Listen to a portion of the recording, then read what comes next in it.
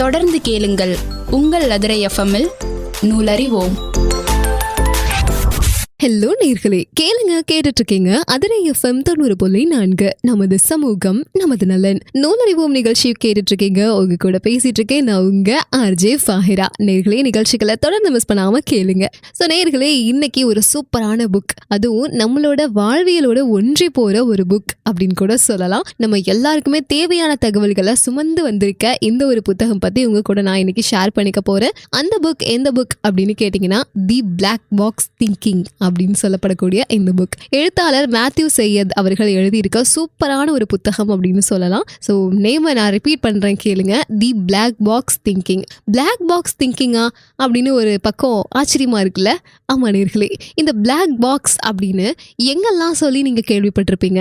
இந்த black box, அதாவது கருப்பு பெட்டி அப்படின்னு நமக்கு ஃப்ளைட்டில் சொல்லுவாங்க இல்லையா? எங்கேயாவது ஒரு ஃப்ளைட் ஆக்சிடெண்ட் ஆயிடுச்சு அப்படின்னா, அப்படி ஆக்சிடெண்ட் ஆன தருணங்களில் யாரை தேடுறாங்களோ இல்லையோ, இந்த பிளாக் பாக்ஸ் எங்கே இருக்குது அப்படின்னு ஃபுல்லாகவே தேடுவாங்க. இந்த கருப்பு பெட்டி எங்கே இருக்குது அப்படின்னு. ஸோ எங்கே விழுந்தாலும், உதாரணத்துக்கு விமானம் ஒரு ஃபயர் ஆக்சிடெண்ட் ஆயிடுச்சுனாலும் சரி, அல்லது அது கடலில் விழுந்துருச்சு அப்படின்னாலும் சரி, எல்லாத்துக்குமே ஒரு ப்ரூஃபாக சூப்பராக எடுத்து வச்சுருப்பாங்க இந்த பிளாக் பாக்ஸை. அதாவது எந்த ஃபயரும் அதை அட்டாக் பண்ண முடியாம, வாட்டர் போக முடியாம சூப்பராகவே வச்சிருப்பாங்க. அப்படிப்பட்ட இந்த பிளாக் பாக்ஸ் எதனால அவ்வளோ முக்கியமா இருக்கு? ஒரு ஃப்ளைட் ஆக்சிடென்ட் நடந்துருச்சுன்னா அந்த பாக்ஸுக்கு மட்டும் அவ்வளோ இம்பார்ட்டன்ஸ் கொடுத்து தேடுறாங்களே, காரணம் என்ன அப்படின்னு கேட்டிங்கன்னா, 2 விதமான காரணங்கள் இருக்கும். ஒன்று, அதில் விமானம் தொடர்பான, அதில் ஃபர்ஸ்ட் திங்க் என்னன்னு பார்த்தீங்கன்னா, அந்த ஃப்ளைட் தொடர்பான எல்லா தகவல்களையும் அது சேவ் பண்ணி வச்சுருக்கோம். உதாரணத்துக்கு எவ்வளோ ஸ்பீடில் போனாங்க, அப்புறம் பார்த்தீங்கன்னா அப்புறம் எவ்வளோ ஹைட்டில் அது பறந்தது. ஸோ இந்த மாதிரி டேட்டா ரிலேட்டடான ஒர்க் எல்லாத்தையுமே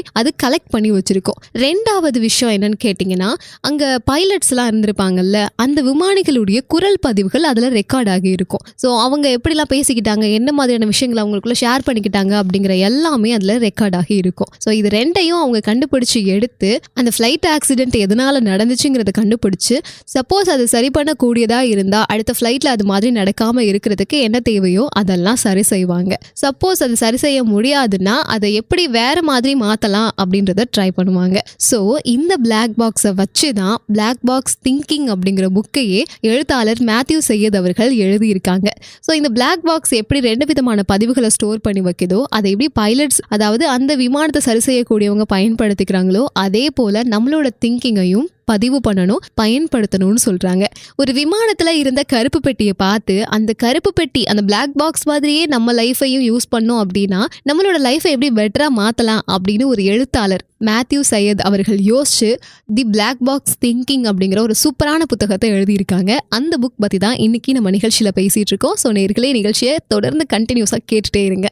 இப்போ நான் உங்களுக்கு சொன்னேன் பிளாக் பாக்ஸ் அப்படின்னா அதோட ஒர்க்கிங்லாம் என்ன அப்படின்னு நான் பிரேக்குக்கு முன்னாடி சொன்னேன். ஸோ இதை எப்படி நம்மளோட லைஃப்ல கொண்டு வர முடியும் அப்படின்னு பார்த்தீங்கன்னா, இந்த உலகத்துல பெரிய பெரிய சாதனைகள் செஞ்ச பெரிய பெரிய மனிதர்கள், போற்றக்கூடிய அளவுக்கு, இந்த உலகம் ஃபுல்லா அவங்கள பாராட்டக்கூடிய அளவுக்கு பெரிய மனிதர்களா இருக்கக்கூடிய எல்லாருமே தெரிஞ்சோ தெரியாமலோ இந்த பிளாக் பாக்ஸ் திங்கிங்கை தான் அவங்களோட லைஃப்ல யூஸ் பண்ணியிருக்காங்க அப்படின்னு எழுத்தாளர் அவர்கள் சொல்றாங்க. ஸோ இந்த பிளாக் பாக்ஸ் திங்கிங் அப்படிங்கிறது நமக்கு எப்படி இருக்கணும்னா, எப்படி ஒரு ஃப்ளைட்ல என்ன மாதிரியான விஷயங்கள் நடந்து எதனால ப்ராப்ளம் ஏற்பட்டிருக்கு அப்படிங்கிறத கண்டுபிடிக்கிறாங்களோ, கண்டுபிடிச்சு அதை அடுத்த ஃப்ளைட் சரி செய்யும் போது சரி பண்ண பார்க்குறாங்களோ, திரும்ப அந்த தவறு நடக்காம இருக்கணும்னு முயற்சி பண்றாங்களோ, அதே போல நம்மளோட லைஃப்ல எந்த ஒரு விஷயம் நடந்தாலோ, எந்த முயற்சி நீங்க பண்ணீங்கனாலும் அதெல்லாம் ரெக்கார்டா வச்சுக்கோங்க. சப்போஸ் அது ஃபெயிலியர் ஆயிடுச்சு அப்படின்னா அப்புறம் நம்ம அதை எப்படி சரி பண்ணிட்டு திரும்ப ட்ரை பண்றது அப்படிங்கிறத யோசிங்கிறது தான் இதனோட மெயின் பாயிண்டா இருந்துட்டு இருக்கு. ஸோ இதுல 2 கேட்டகரியான பீப்புள்ஸ் இருப்பாங்களாம். ஒரு சில கேட்டகரி பீப்புள்ஸ் என்ன பண்ணுவாங்க அப்படின்னு கேட்டிங்கன்னா, ஒரு விஷயத்துக்காக முயற்சி பண்ணுவாங்க. அந்த விஷயத்துக்காக முயற்சி பண்ணி அது ஒரு டைம் அவங்க ட்ரை பண்ணிட்டு அது ஃபெயில் ஆயிடுச்சு அப்படின்னா, சரி இது வேண்டாம், இது நமக்கு செட் ஆகாது அப்படின்னு விட்டுட்டு போயிடுவாங்க. இதே 2வது கேட்டகரி பீப்புள்ஸ் ஒரு தடவை தப்பாயிடுச்சுன்னா இன்னொரு தடவை ட்ரை பண்ணி அந்த தப்பை சரி பண்ணிட்டு வேற ஒரு மிஸ்டேக்கை பண்ணுவாங்க. ஸோ அந்த வேற ஒரு மிஸ்டேக்கை ட்ரை பண்ணி அந்த ஒரே விஷயத்துல எப்படியாவது அச்சீவ் பண்ணணும் அப்படின்னு அதையே போட்டு அதில் நிறைய ட்ரை பண்ணி நிறைய ஃபெயிலியர்ஸை மீட் பண்ணிட்டு கடைசியாக அவங்க சக்ஸஸை கண்டுபிடிக்கிறாங்க. ஸோ இந்த மாதிரி 2 கேட்டகரி பீப்புள்ஸ் இருக்காங்க. அதில் 2வதாக சொன்ன கேட்டகரி பீப்புள் கிட்ட க்ரோத் பாயிண்ட்ஸ் கண்டிப்பாக இருக்குமா. க்ரோத் பாயிண்ட்ஸ் அப்படின்னா அவங்க வளர்ந்துட்டு இருக்காங்க அப்படிங்கிறதுக்கான ஒரு 4 பாயிண்ட்ஸ் இருக்கு. வீட்டில் ஒரு ஹல்வா செய்யணும்னு வச்சுக்கோங்களேன். அந்த ஹல்வா செய்யறதுக்கு என்னென்ன பொருட்கள்லாம் தேவைப்படுமோ அந்த பொருட்கள் எல்லாத்தையுமே எடுத்து எடுத்து கரெக்டா வச்சாதான் அது தேவையான ஹல்வாவை நம்மளால செய்ய முடியும். கோதுமை ஹல்வா செய்யணும் அப்படின்னு சொல்லிட்டு நம்ம பாட்டுக்கு அரிசி மாவு எடுத்து வைக்க முடியுமா? இல்ல இல்லையா? ஸோ கோதுமை ஹல்வா செய்யறதுக்கு கோதுமை தான் முக்கியம். ஸோ கோதுமை தான் நமக்கு அந்த இடத்துல தேவைப்படும். அப்போ கரெக்டான இன்கிரீடியன்ஸ் இருந்தா மட்டும்தான் நம்ம எதிர்பார்த்த பொருளை நம்மளால சமைக்க முடியும். இதே போலதான் நேர்களே, இன்னைக்கு நம்ம நிகழ்ச்சியில பேசிட்டு இருக்க தி பிளாக் பாக்ஸ் திங்கிங்ல எழுத்தாளர் மேத்யூ சையத் அவர்கள் சில இன்கிரீடியன்ஸ் எல்லாம் சொல்றாங்க. அதாவது இப்போ உங்களோட லைஃப்ல நீங்க growth ஆகிட்டு இருக்கீங்க அப்படிங்கிறதுக்கு இந்த 4 பாயிண்ட்ஸ் தான் காரணமா இருக்கு. ஸோ நீங்க லைஃப்ல growth ஆகணும் அப்படின்னா இந்த 4 பாயிண்ட்ஸை நீங்க வச்சிருக்கீங்களான்னு கரெக்ட் பண்ணிக்கோங்க அப்படின்னு சொல்லியிருக்காங்க. அந்த 4 பாயிண்ட்ஸ் என்ன தெரியுமா? ஃபர்ஸ்ட் பாயிண்ட் சொல்றேன், உங்ககிட்ட இருக்கான்னு பாருங்க. எப்பவுமே நம்ம கிட்ட ஒரு தோல்வி வந்துருச்சு, நம்ம ஏதோ ஒண்ணுல ஃபெயில் ஆயிட்டோம் அப்படிங்கிறப்போ அதுலயே நம்ம தோண்டு போக மாட்டோமா. ஸோ அதை நம்ம ஒரு வாய்ப்பா யூஸ் பண்ணிப்போம். நம்ம ஒரு தோல்வி அடைஞ்சிட்டோம்னா, அச்சோ எனக்கு தோல்வி வந்துருச்சே அப்படின்னு அப்படி டவுன் ஆகி உட்காராம அதை நமக்கு ஏத்த மாதிரி ஒரு வாய்ப்பா யூஸ் பண்ணிட்டு, சரி ஓகே நம்ம இந்த தடவை இந்த தப்பு பண்ணிட்டோம், நெக்ஸ்ட் டைம் நம்ம என்ன பண்ணலாம் அப்படிங்கறத பத்தி அவங்க யோசிக்க ஆரம்பிச்சிருவாங்க. ஸோ ஒரு ஃபெயில் அப்படின்னா அதுக்குள்ளேயே அவங்க மூழ்கி போக மாட்டாங்க. இதுதான் ஃபர்ஸ்ட் பாயிண்டா இருக்கு. செகண்ட் பாயிண்ட் அப்படின்னு பாத்தீங்கன்னா, ஒருத்தரோட கருத்துக்களை அக்செப்ட் பண்ணிக்கிறது, அது நம்மளோட வளர்ச்சிக்காக பயன்படுத்திக்கிறது. இப்போ நிறைய பேர் நிறைய விதமான ஃபீட்பேக்ஸ் நமக்கு கொடுப்பாங்க, நிறைய விதமான விமர்சனங்களை நம்ம சந்திக்கிற மாதிரி இருக்கும். அதுல நல்லதும் இருக்கும் கெட்டதும் இருக்கும். பட் நம்மளோட வளர்ச்சிக்கு அது தேவையா அப்படின்னு பார்த்து வரக்கூடிய எல்லா விமர்சனங்களையும் நம்மளோட வளர்ச்சிக்கு சாதகமா பயன்படுத்திக்கிறோம் அப்படின்னா, இது எல்லாமே என்னோட வளர்ச்சிக்கு தான் அப்படின்னு நீங்க எடுத்துக்கிறீங்கன்னா அது உங்களோட growth பாயிண்ட் 2. ஸோ நெக்ஸ்ட் நம்ம பார்க்க போறது தேர்ட் பாயிண்ட். இந்த தேர்ட் பாயிண்ட்ல என்ன சொல்ல வராங்க தெரியுமா? கடினமான உண்மைகள் சில விஷயங்கள் இருக்கும், இதை ஏத்துக்கவே முடியாது ஆனா ஏத்துக்கிட்டு தான் ஆகணும் அப்படின்னு இருக்கும். அந்த ரியாலிட்டியை அக்செப்ட் பண்ணிட்டு நம்ம நகர்றோம் பாருங்க, இதுதான் இதுல தேர்ட் பாயிண்டா இருக்கு. ஸோ ரியாலிட்டியை ஈஸியா ஃபேஸ் பண்றதுக்கு கத்துப்பாங்க. இதுதானே உண்மை, அவங்க இந்த இடத்துல இப்படிதான் நடந்துக்க முடியும், ஸோ அப்படிதான் நடந்துக்கிட்டாங்க, அதை நல்லா அக்செப்ட் பண்ணி தான் ஆகணும் அப்படின்னு நீங்க அதை அக்செப்ட் பண்ணிட்டு அதை ஃபேஸ் பண்ண தயாரா இருக்கிறது இதோட தேர்ட் பாயிண்டா இருந்துட்டு இருக்கு. நெக்ஸ்ட் பாத்தீங்கன்னா, உங்களோட சூழலை ஆரோக்கியமா நீங்க வச்சிருப்பீங்களா அப்படின்னா என்னன்னா, உங்களை சுத்தி இருக்க நபர்கள், நீங்க சுத்தி வேலை பார்க்கக்கூடிய இடங்களா இருக்கட்டும், நீங்க எல்லா ஃப்ரெண்ட்ஷிப்பையும் உங்களுக்கு தகுந்த மாதிரி ஒரு பாசிட்டிவான வைப்ல, அதுவும் உங்களோட தப்பு ஏதாவது உங்களுக்கு நடந்துருச்சு அப்படின்னா அதை இது சரி இது தப்பு அப்படின்னு சொல்ற அளவுக்கு ஒரு நல்ல சூழலை நீங்க உருவாக்கி வச்சிருப்பீங்க. அப்படிலாம் இப்ப நான் சொன்ன 4 பாயிண்ட்ஸ் உங்ககிட்ட இருந்ததுன்னா நீங்களும் வளர்ந்து வரக்கூடிய ஒரு நிலையில இருக்கீங்க, growth பாயிண்ட்ஸ் உங்ககிட்ட இருக்கு அப்படின்னு நான் சொல்லல, மேத்யூ சையத் அவர்கள் சொல்றாங்க. சப்போஸ் அந்த பாயிண்ட்ஸ் இல்லைன்னா அதை கொண்டுட்டு வரதுக்கு ட்ரை பண்ணுங்க. சப்போஸ் இந்த பிளாக் பாக்ஸ் திங்கிங்கே நம்ம கிட்ட இல்லை அப்படின்னா என்ன மாதிரியான விஷயம் நமக்கு நடக்கும் அப்படிங்கிறத பத்தி சொல்லியிருப்பாங்க ஒரு சின்ன ஸ்டோரி மூலமா.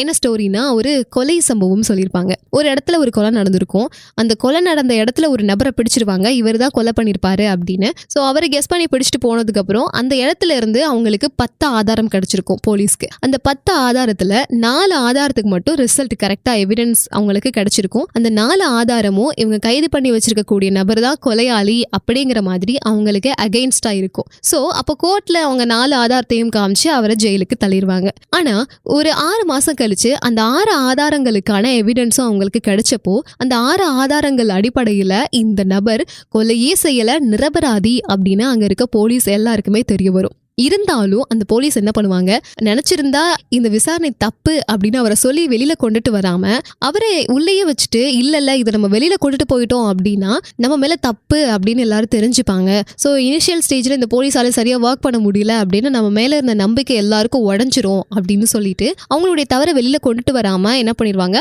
அவருக்கு ஏத்த மாதிரியே நிறைய ப்ரூஃப் எல்லாம் ரெடி பண்ணிட்டு, ஸோ அவர் ஜெயில தான் இருக்கணும், அவர் தான் உண்மையான கொலையாளி அப்படிங்கிற மாதிரி எல்லாரையும் நம்ப வச்சிருவாங்க. ஸோ இப்படியே போயிட்டு இருக்கும். ஒரு 6 மந்த் கழிச்சு பாத்தீங்கன்னா திரும்பவும் அந்த இடத்துல ஒரு கொலை நடக்கும். அதே மாதிரி ஒரு நபரை பிடிப்பாங்க, அதே மாதிரி விசாரணை, அதே மாதிரி ஜெயில், அதுவும் அவர் ஒரு நிரபராதியா இருப்பாரு, அதே மாதிரி அப்புறம் தெரிய வரும். ஸோ இந்த ஒரு ஸ்டோரியை ஏன் சொல்லியிருப்பாங்க அப்படின்னு கேட்டீங்கன்னா, அந்த போலீஸ் அப்போவே இது தப்பு, அவர் தான் நிரபராதி அப்படின்னு உண்மையை சொல்லி தவற உணர்ந்து அவங்களை வெளில கொண்டு வந்திருந்தாங்கன்னா அதுல இருந்து அவங்களுக்கு ஒரு பாடம் கிடைச்சிருக்கும். அடுத்த டைம் அந்த தப்பை பண்ணிருக்க மாட்டாங்க. பட் அதை பத்தின எந்த எவிடன்ஸும் எந்த டாக்குமெண்ட்ரியும் அவங்கள்ட்ட இல்லைங்கிறதுனால திரும்பவும் அதே தப்பை பண்ற மாதிரி மாதிரியான ஒரு சூழல் அவங்களுக்கு வந்துருச்சு. ஸோ இதுதான் பிளாக் பாக்ஸ் திங்கிங் இல்லைன்னா என்ன நடக்கும் அப்படின்னு சொல்லியிருக்காங்க. அப்போ இதுல ஒரு 4 பாயிண்ட் இருக்கு. அதாவது நம்மளோட ஃபெயிலியரை அக்செப்ட் பண்ணணும், அதுக்கான ஃபீட்பேக்கை நம்ம கேட்டு தெரிஞ்சுக்கணும். ஃபார் எக்ஸாம்பிள், ஒரு கேரட் ஹல்வா செய்றீங்கன்னா அந்த கேரட் ஹல்வா டேஸ்ட் பார்க்கும்போது நம்ம நினைச்ச மாதிரியே நம்ம ஹோட்டலில் சாப்பிட்ட மாதிரி ஒரிஜினல் டேஸ்ட் இல்லைன்னா நம்ம என்ன பண்ணணும், அதுக்கு